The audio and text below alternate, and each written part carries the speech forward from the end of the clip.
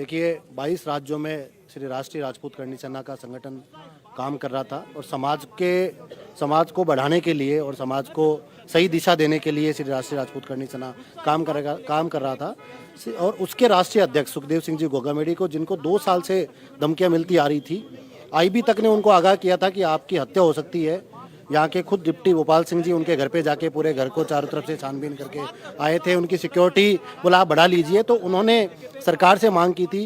राजपूत समाज के और बाकी अदर समाजों के 22 संगठनों ने बाकायदा प्रेस कॉन्फ्रेंस करके डीजी, कमिश्नर और कलेक्टर तीनों को ज्ञापन दिया, लिखित में ज्ञापन दिया था कि मेरी जान को खतरा है, कभी भी हो सकता है कि मेरे साथ कोई अनहोनी घटना हो सकती है। किसकी तरफ से धमकियां मिल रही थी? देखिए ये तो या तो सुखदेव सिंह जी बता सकते थे या जो प्रशासन है वो बता सकता था। इस तरीके की हमारे पास में कोई सूचना नहीं थी, लेकिन निश्चित तौर पे कोई ना कोई धमकी थी, इसीलिए सुखदेव सिंह जी इस चीज को लेकर प्रशासन से सुरक्षा मांगी। पिछले 2 साल से सुखदेव सिंह गोगामेडी ने कलेक्टर को, डीजी को, कमिश्नर को ज्ञापन दिए थे और राजपूत समाज के सभी संगठनों ने सुखदेव सिंह जी के लिए सुरक्षा की मांग करी, लेकिन सरकार ने उनको सुरक्षा नहीं दी। आपको क्या वजह लग रही है ज्ञापन देने के बावजूद सुरक्षा नहीं दी गई, और क्या उनकी कोई निजी दुश्मनी थी किसी के साथ?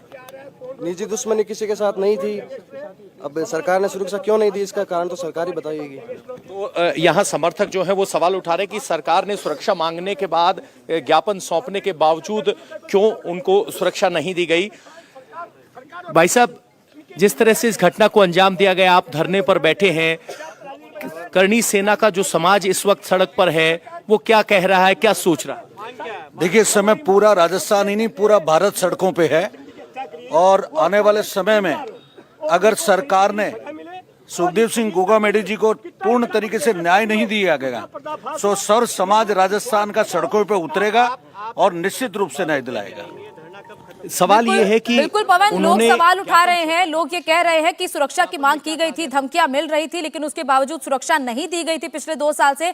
मनीष, ये सवाल, ये आरोप वहां पर बैठे हुए प्रदर्शन कर रहे लोग उठा रहे हैं। उनका ये कहना है कि सुरक्षा मांगी नहीं दी गई, और जब 2 साल बाद ऐसी घटना हो जाती है, 2 साल से धमकियां मिल रही थी, क्या इस पर पुलिस के ऑफिशियल्स का कुछ बयान या कुछ उनकी तरफ से कहा गया है?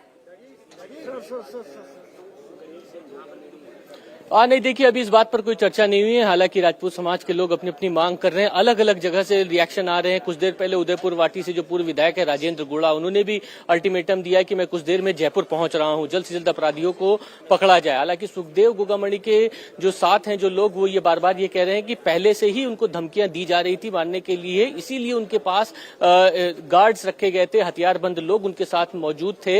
हालांकि अभी जो जयपुर पुलिस के कुछ अधिकारियों से जो हमारी बातचीत हुई है, उन्होंने कहा है कि पहला फोकस हमारा यही है कि अपराधियों को गिरफ्तार किया जाए।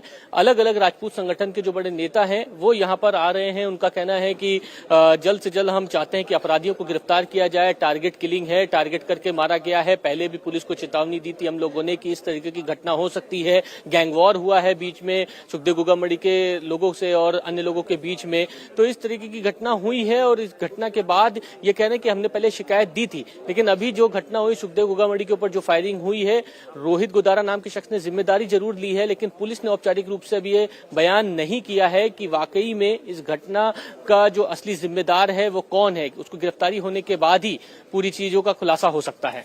मनीष, क्या ये रोहित गोदारा के बारे में कोई इन्फॉर्मेशन है? ये किस गैंग से जुड़ा हुआ है? इसका आपराधिक बैकग्राउंड क्या है? क्या इसको लेकर पुलिस ने अब तक कुछ बताया है? नहीं, देखिए, रोहित गोदारा, संपत नेहरा, ये एक गैंग है जो शेखावाटी में सक्रिय है, लेकिन ऑफिशियल स्टेटमेंट पुलिस का भी आना बाकी है कि वाकई में इस गैंग से टसल होने की वजह से ये घटनाक्रम हुआ है। ये तो जरूर कहा है पुलिस ने कि आपसी रंजिश का मामला शुरुआत में पता लग रहा है। आपसी रंजिश में ये जो लोग हैं वो किस गैंग से हैं, किस गैंग से रिलेटेड हैं, ये अभी पुलिस ने इस बात की पुष्टि नहीं की है। राजपूत समाज के बड़े बड़े नेता जो हैं वो जयपुर पहुंचने के लिए आह्वान कर रहे हैं। महिपाल मकराना का भी कुछ देर पहले एक वीडियो भी आया है, राजपूत करनी सेना के अध्यक्ष, वो भी कह रहे हैं कि अपराधियों को गिरफ्तार किया जाए, वरना राजपूत समाज से आह्वान करता हूं कि जयपुर पहुंचे।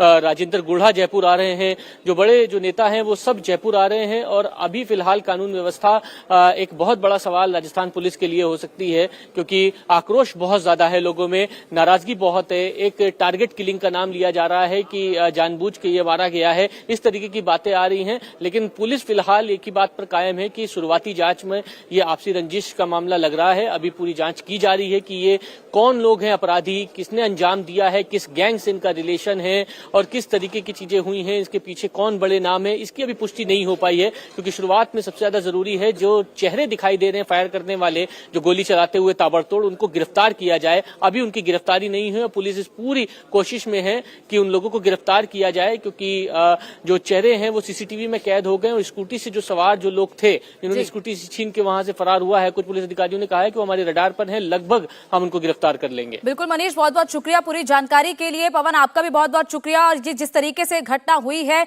इस घटना को लेकर पुलिस जांच तो कर रही है, पुलिस इन लोगों को पकड़ने की कोशिश कर रही है, लेकिन कब ये हत्यारे पकड़े जाएंगे इसको लेकर बड़ा सवाल उठा हुआ है। क्योंकि अभी भी कई लोग वहां पर प्रदर्शन कर रहे हैं कि जब तक अपराधी पकड़े नहीं जाते तब तक प्रदर्शन जारी रहेगा।